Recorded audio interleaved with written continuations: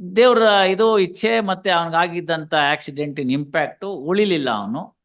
ಈ ಸಂದರ್ಭದಲ್ಲಿ ನಾನೇನು ಮಾಡೋಕ್ಕಾಗ್ತಿತ್ತು ಮಹಾಸ್ವಾಮಿ, ಅದರಿಂದ ನಾನು ಮಾಡೋದೆಲ್ಲ ಮಾಡಿದ್ದೀನಿ, ದಯವಿಟ್ಟು ತಮ್ಮ ಕರುಣೆ ಕಕ್ಲಾತಿಗೆ ಬಿಟ್ಟಿದ್ದೀನಿ, ಏನು ಮಾಡ್ತಿರೋ ಮಾಡಿ ಅಂತ ಒಂದು ಸಾಕ್ಷಿ ಬಂದಿದ್ರೆ ನಾನು ಅವಾಗ ಅದನ್ನು ಕನ್ಸಿಡರ್ ಮಾಡ್ತಿದ್ದೆ.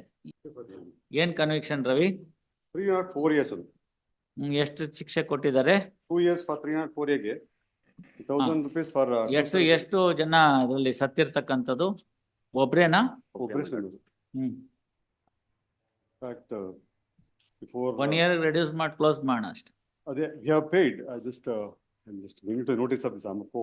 No, payment cannot be. Just ಹೇಳಿದ್ದು. We have spent about 2,80,000 for treatment and we have paid 2 lakhs. That is the reason I am telling you, I will reduce it to 1 year.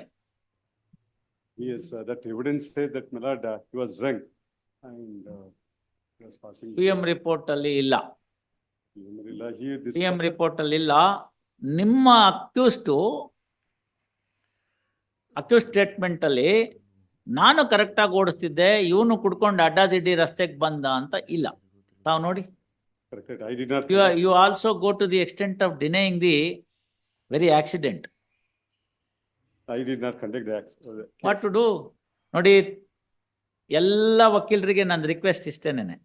There is one judgment by the supreme court in Ravi Kapoor versus state ಅಂತ ಇಲ್ಲಿ ಕೊಟ್ಟಿದ್ದೀನಿ, ನಿಮಗೂ copy ಕೊಡ್ತೀನಿ ನೋಡಿ. 39 para ತೆಕ್ಕೊಡಮ್ಮ ಬೇಗ. ನನ್ನ ಹತ್ರ ಒಂದು ಕಾಪಿ ಇದೆ ಸರ್, ಬೇರೆ ಹಿಂದೆನೆ ಹೇಳಿದ್ದೆ ನಿಮ್ಗೆ ರವಿ, ಹಿಂದೆ 2021 ನಲ್ಲಿ ರಿವಿಷನ್ ಕೂತಾಗ್ಲೂ ಈ ಜಜ್ಮೆಂಟ್ ಕೊಟ್ಟಿದ್ದೆ ನಿಮ್ಗೆ, ಗೊತ್ತಾಯ್ತಲ್ಲ? ದಯವಿಟ್ಟು ನೋಡಿ ಇದನ್ನು. ಆ ಪ್ಯಾರ ನಂಬರ್ 39 ಓದಿ ಇದ್ರಲ್ಲಿ ಪ್ಲೀಸ್, ಎಲ್ರಿಗೂ ಅರ್ಥ ಆಗುತ್ತೆ ಅಂತ. ಏನ್ ಮಾಡ್ಬೇಕು ಟ್ರಯಲ್ ಕೋರ್ಟ್ ಅಲ್ಲಿ ಅಂತ. I'll read, madam. Yes, It is please. true that prosecution is required to prove its case beyond reasonable doubt, but the provisions of section 313 CRPC are not a mere formality or purposeless.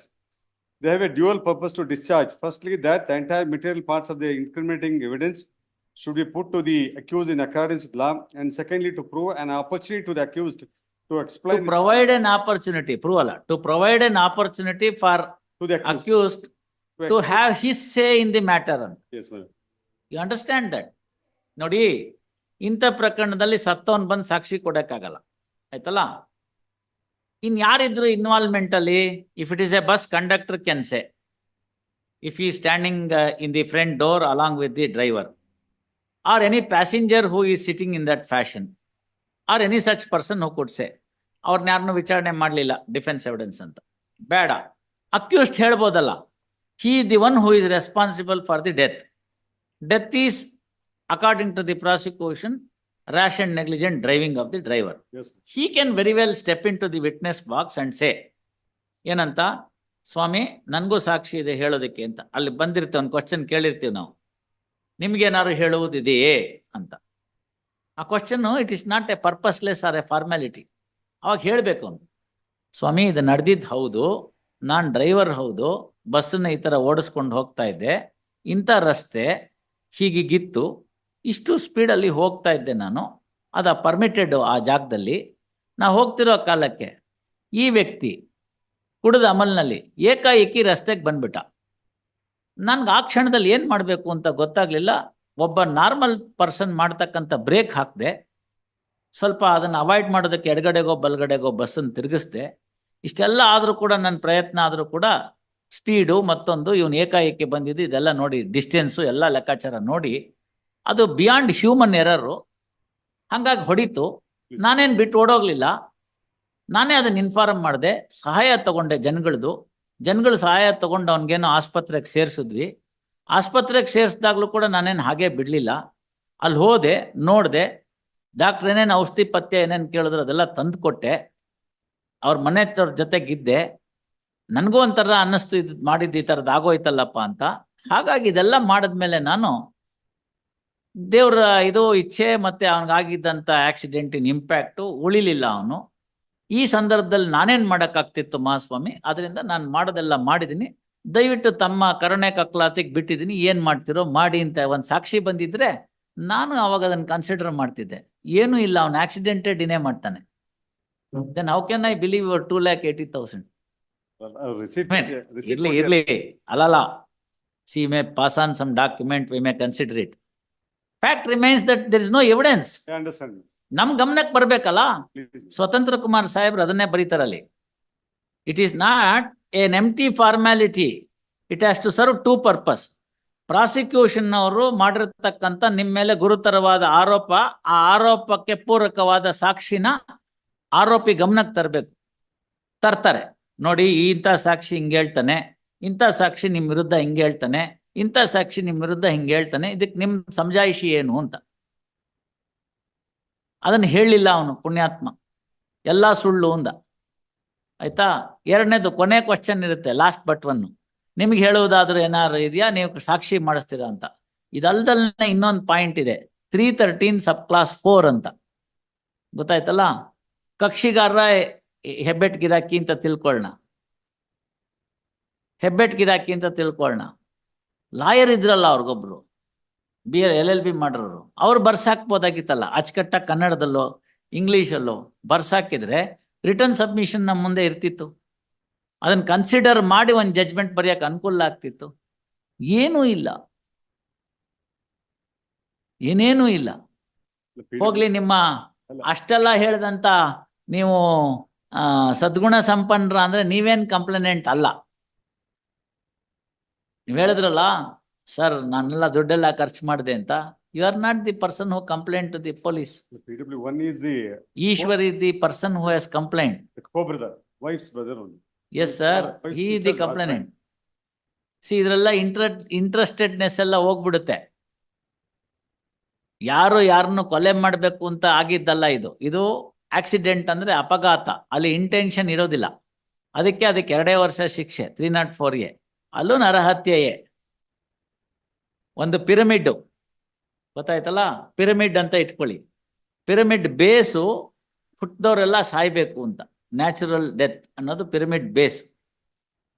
Next stage is ಆಕಸ್ಮಿಕವಾಗಿ ಅಪಘಾತದ ಮರಣ. ಅದು ಸ್ವಲ್ಪ ಎಡಗಡೆ ನೋಡಿ, ಸ್ವಲ್ಪ ಚಿಕ್ಕದಾಯ್ತು. ಗೊತ್ತಾಯ್ತಲ್ಲ.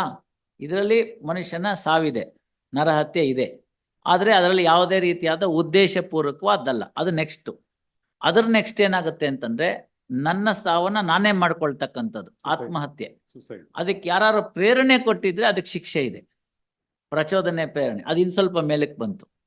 ಅದಾದ್ಮೇಲಿಂದ ಏನು ಬಂತು, ನನ್ನ ಪಾಡಿಗೆ ನಾನು ಕೆಲಸ ಮಾಡ್ತಾ ಇದ್ದೆ ಸರ್, ಏನೋ ಕಬ್ಬನ್ ಕತ್ತರಿಸ್ತಾ ಇದ್ದೆ, ಅವ್ನು ಯಾವನ ಬಗ್ದೋ ನಿಂಗೆ ತಲೆ ಹಾಕ್ಬಿಟ್ಟ, ಲಪಕ್ಕಂತ ತಲೆ ಹೋಗ್ಬಿಡ್ತು.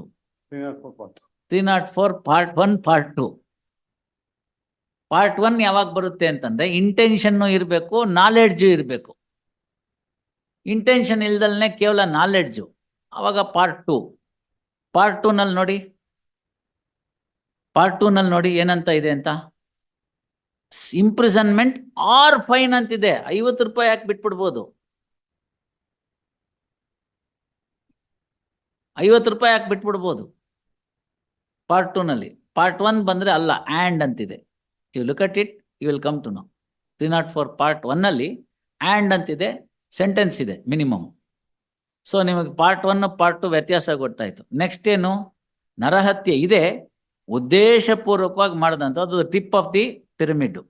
ಟಿಪ್ ಆಫ್ ದಿ ಪಿರಮಿಡ್ ಕೊಲೆ, ನ್ಯಾಚುರಲ್ ಸಾವು, ಬೇಸು. ಇದ್ರ ಮಧ್ಯೆ ಆಗ್ತಕ್ಕಂಥ ಎಲ್ಲ ಸಾವಿಗೂ ಶಿಕ್ಷೆ ಪ್ರಮಾಣ ವೇರಿ ಆಗ್ತಾ ಹೋಗುತ್ತೆ. So 304A is next only to the base. ನಾವು ಬರೇ ಆಕ್ಸಿಡೆಂಟು ಅಂತ, ಅಪಘಾತ ಅಂದ್ರೆ ಕೇವಲ ರೋಡ್ ಟ್ರಾಫಿಕ್ ಆಕ್ಸಿಡೆಂಟ್ ಅಂತ ತಿಳ್ಕೊತೀವಿ, ಅಲ್ಲ. ಹಲವಾರು ಥರ ಇದೆ. ಉದಾಹರಣೆಗಲ್ಲಿ ಉಪಹಾರ ಸಿನಿಮಾ ಅಂತ ಡೆಲ್ಲಿದು 5 ರಿಕ್ವೈರ್ಮೆಂಟ್ಸ್ ಇತ್ತು, ಫಾಲೋ ಮಾಡಿರಲಿಲ್ಲ, ಅದು ಹೋಗುತ್ತೆ. ಬೋಟು, ಎಲೆಕ್ಟ್ರಿಕೇಶನ್ನು, ಹಲವು ವಿಚಾರಗಳಿದೆ. Negligence is not that. So ಅಲ್ಲಿ ನಿಮ್ಮ ಕೃತ್ಯ, ನೀವು ತೆಗೆದುಕೊಂಡಿರ್ತಕ್ಕಂಥ ತಾತ್ಸಾರ ಭಾವನೆ ಒಬ್ಬ ಮನುಷ್ಯನ ಸಾವಿನಲ್ಲಿ ಈಡಾಯಿತು ಅಂತಂದ್ರೆ ಅವಾಗ ಏನ್ ಮಾಡಬೇಕು. Such level of the requirement that you are vigilant which you fail to take it. ಈಗ ಮಾಲ್ಗಳಲ್ಲಿ ಮೇಲ್ಗಡೆಯಿಂದ ಖಾಲಿ ಬಿಟ್ಬಿಟ್ಟಿರ್ತಿದ್ರಲ್ಲ, ಮಗು ಬಿದ್ದೋಯ್ತಲ್ಲ, ಈಗೆಲ್ಲ ಏನ್ ಮಾಡಿದಾರೆ ನೋಡಿ, ನೆಟ್ ಹಾಕಿದ್ದಾರೆ. ಯಾಕೆ ಅಂದ್ರೆ 304A ಆಗ್ಬಾರ್ದು ಮಾಲ್ ಮ್ಯಾನೇಜರ್ ಮೇಲೆ. ಯಾಕೆಂದ್ರೆ ಮಗು ಆಡ್ತಾ ಆಡ್ತಾ ಕಡೆ ಬಂದ್ಬಿಡುತ್ತೆ.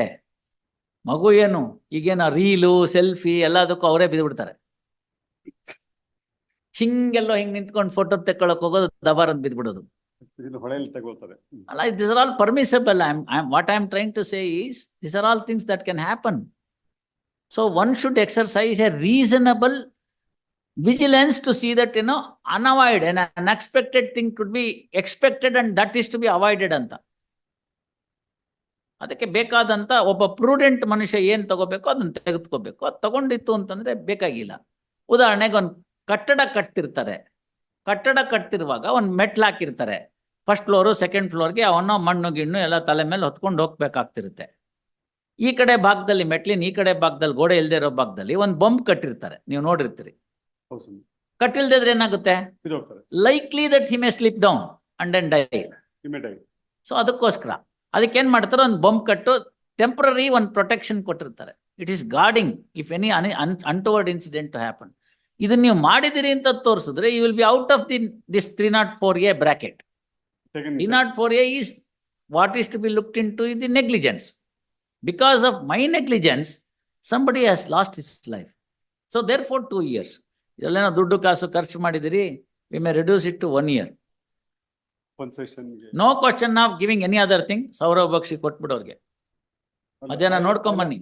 Supreme court has said no question of ಬರೇ ದುಡ್ಡು ಇಸ್ಕೊಂಡು ಕಾಂಪೆನ್ಸೇಷನ್ ಕೊಟ್ಬಿಟ್ಟು ಅವ್ರನ್ನೆಲ್ಲ ಮಾಡೋ ಅಂತ ಪ್ರಶ್ನೆನೇ ಇಲ್ಲ ಅಂತ 2015 ಹೇಳ್ಬಿಟ್ಟಿದ್ದಾರೆ. ನಮ್ದೇ ಓನ್ ಕೇಸ್ ನಾವು ಸುಪ್ರೀಂ ಕೋರ್ಟ್. ಆಯ್ತು, ನಾವು ಇದನ್ನ ನೋಡಿ ಬರೀತೀವಿ, ನಿಮ್ ಕೇಸನ್ನ ಇಟ್ಕೊಳ್ಳಿ, ನೋಡಿ ಅದನ್ನ. ರಿಪೋರ್ಟೆಡ್ ಜಡ್ಜ್ಮೆಂಟ್ ಇದೆ, ಅದ್ ನೋಡಿ. PO ಆಕ್ಟ್, ಆ ಆಕ್ಟ್, ಈ ಆಕ್ಟ್ ಯಾವುದು ಅಪ್ಲಿಕಬಲ್ ಆಗಲ್ಲ ಅಂತ ಬರೆದ್ಬಿಟ್ಟಿದ್ದಾರೆ. ಯಾರು ಅಪಘಾತದಲ್ಲಿ ಸತ್ತಿದ್ದಾರೆ ಅಂತ ಹೇಳಿದ್ರೆ 6 ತಿಂಗಳು ಮಿನಿಮಮ್ ಶಿಕ್ಷೆ.